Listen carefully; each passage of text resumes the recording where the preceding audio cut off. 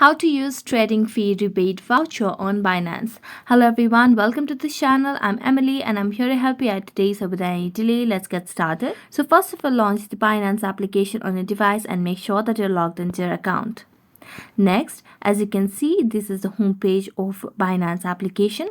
Now tap on the Binance icon over here at the top left corner. As you do that, scroll down and here at the very bottom you can see the option of more services. So tap on more services.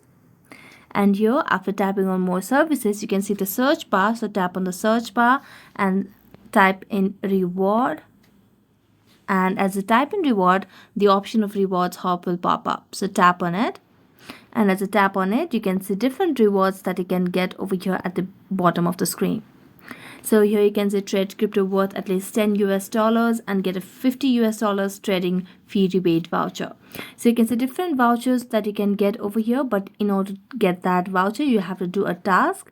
So just tap on do task, and as you complete the task, you'll be able to get the vouchers over here on Binance. And you can use this trading fee rebate voucher on Binance. So thank you so much for watching this video. See you next time.